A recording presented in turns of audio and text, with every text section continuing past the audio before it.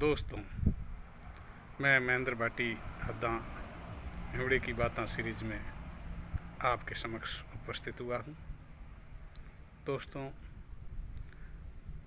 जब भी मुझे आपसे बातें करने की इच्छा होती है तब मैं लाइव या वीडियो के माध्यम से आपके सामने आपसे बातें करने उपस्थित हो जाता हूँ। दोस्तों, मैं हमेशा जो भी छोटी छोटी बातें मेरे मन में आती है और अच्छी लगती है और मुझे लगता है कि यह हम सभी मित्रों के लिए छोटी छोटी बातें काम की हो सकती है, इसलिए मैं हमेशा ही अपने दोस्तों के साथ शेयर करता हूँ। दोस्तों, सर्वप्रथम मेरे मन में एक बात आई है कि हमें अपने वंश और नख शाखा के बारे में हर भाई को जानकारी होनी आवश्यक है। दोस्तों, वैसे तो राजपूतों का इतिहास लंबा चौड़ा है और उसमें भाटी और भाटी वंश की जो शाखाएं हैं उनका इतिहास बहुत ही विस्तृत है, जिन्हें 5 मिनट की सीमा में या 10 मिनट की सीमा में नहीं बांधा जा सकता। फिर भी शॉर्ट में बातें करने का आपसे मेरा मन हुआ, तो संक्षिप्त में मैं इस बात को रखना चाहूँगा। दोस्तों, सर्वप्रथम मैं अपने भाटी वंश के जो 2 दोहे हैं वो आपके सामने रखता हूँ, जो मुझे अति प्रिय है। मथुरा, काशी, प्रागवड, गजनी और भटनेर, दिगम, देरावर, लुदरवा, नवी, जैसलमेर। दोस्तों, दूसरा दोहा, घोड़ा कीजे काठ का, बख्तर कीजे पाषाण, गात कीजे लोह का, जब देखो जैसाण। दोस्तों, भाटी वंश के बारे में जब भी बात करते हैं तो ये 2 दोहे बहुत ही महत्वपूर्ण हैं। प्रथम दोहे में मथुरा से लेकर नवी राजधानी जैसलमेर तक का वर्णन आया है, तथा इसके बाद में दिगम यानी तन्नोट और जैसलमेर पहुंचने को जो दुर्गम स्थान बताया गया है उसका वर्णन है। दोस्तों, माड़धरा में या वल्लभ नगर में, इस माड़धरा में सर्वप्रथम राव केहर मरोट से आए बताते हैं। यह 8वीं शताब्दी के लगभग की बात बताई जाती है। दोस्तों, केहर के जो है तनु हुए। विक्रम संवत 847 में राव तनु जी ने तन्नोट गढ़ की नींव रखी तथा वहाँ तनोट माता का मंदिर बनाया। तनु जी माता के अनन्य भक्त थे। इसके बाद में बिजनोट किला बनाया गया। तन्नोट का किला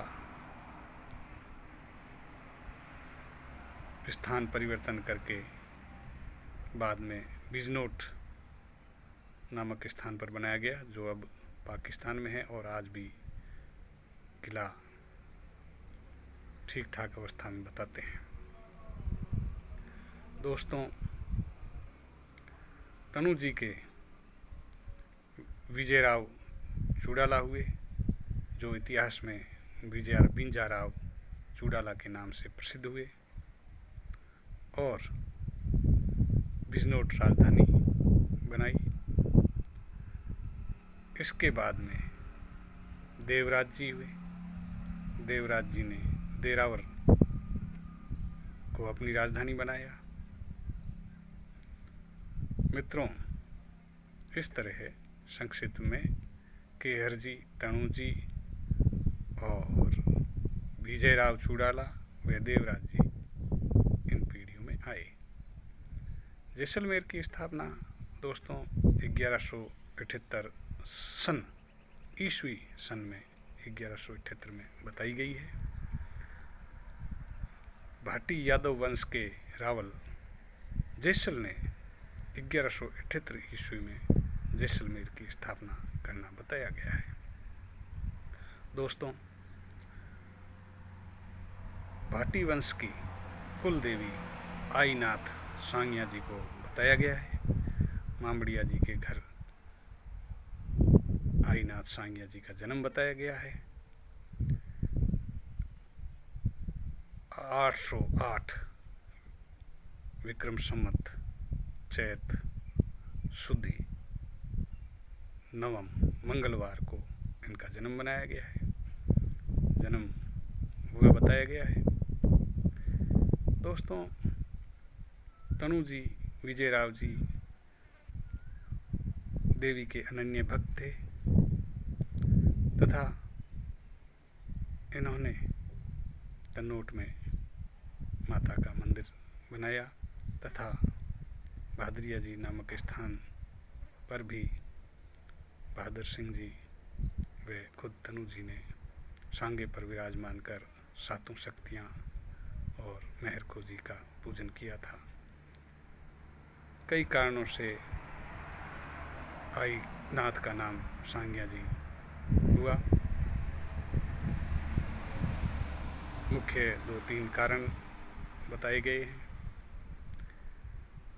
प्रथम, तनु जी ने रानी सोलंकनी जी के साथ बहादुरिया जी के साथ सातों शक्तियों की पूजा की थी।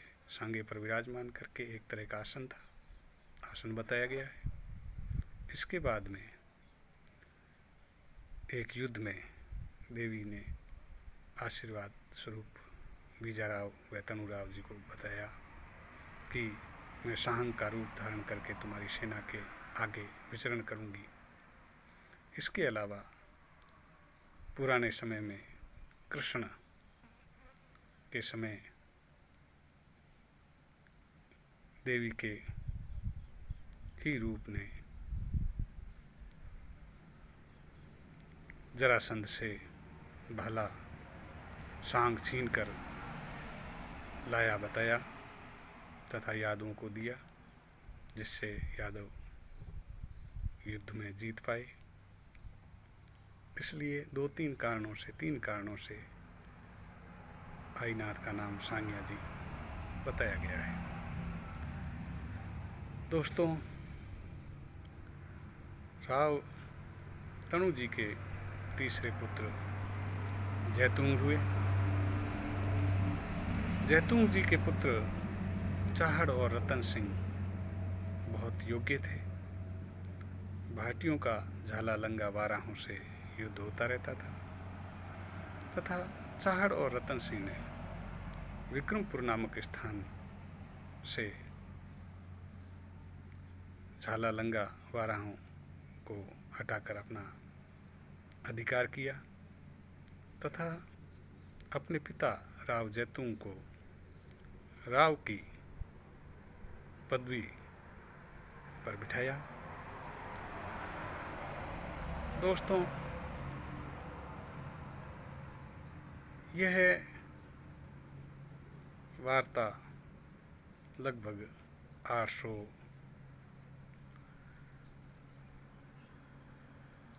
और 900 के मध्य की है। 830-40 से लगाकर 1280 तक लगातार 430 साल लगभग जैतून इस विक्रमपुर नामक स्थान पर रहे बताए गए हैं तथा इसके बाद राव देवपाल के समय किन्हीं कारणों से इनको यह स्थान छोड़ना पड़ा तथा सेवड़ा, मनचेतिया बेरा दे दावतान, गिरिराज ने गिरासर बसाया, कोला ने कोलासर बसाया, शोभासर, कल्याणसर, अद्दा, खाखूसर, जैतूनों की ढाणी इत्यादि इत्यादि गांवों में, पंजाब में अमरपुरा इत्यादि गांवों में जैतून अपने हिसाब से बस गए। दोस्तों, कामरान के युद्ध में भी रूपावत और जैतून दोनों युद्ध में बीकानेर का सहयोग किया। इसी कारण बीकानेर राजघराने के विशेष संपर्क में जैतून रहे तथा आसपास के गांव में भी इन्होंने निवास किया और अभी भी शोभासर, कल्याणसर वगैरह गांवों में जैतून भाटी निवास कर रहे हैं। दोस्तों, मैं ज़्यादा विस्तार से तो बात अभी नहीं कर सकता और नहीं संभव है। शॉर्ट में मैं आपको ये वार्ता बता पाया हूँ। मित्रों, विभिन्न इतिहासकारों की अलग अलग खोज, अलग अलग अनुसंधान, अलग अलग ख्यातें, अलग अलग जगहों से कोई भी बात ढूंढ करके पढ़ी जाती है, खोजी जाती है, तो उसमें फ़र्क आता है। कई दंत कथाओं में भी होती है, कई लिखित में मिलती है, तो थोड़ा बहुत फ़र्क आना संभव है। दोस्तों, अतः इसमें ज़्यादा कोई तर्क वितर्क की बात नहीं है। थोड़ी बहुत जानकारी हम सभी को जैसी भी ध्यान में हो उसे आपस में शेयर करना ज़रूरी होता है। इन्हीं बातों के साथ मैं महेंद्र भाटी हद्दा आपसे अनुमति चाहता हूँ। धन्यवाद। जय आईनाथ, जय साईया, जय श्री कृष्णा, जय श्री लक्ष्मीनाथ। धन्यवाद। नमस्कार। महेंद्र भाटी हद्दा। थैंक्स।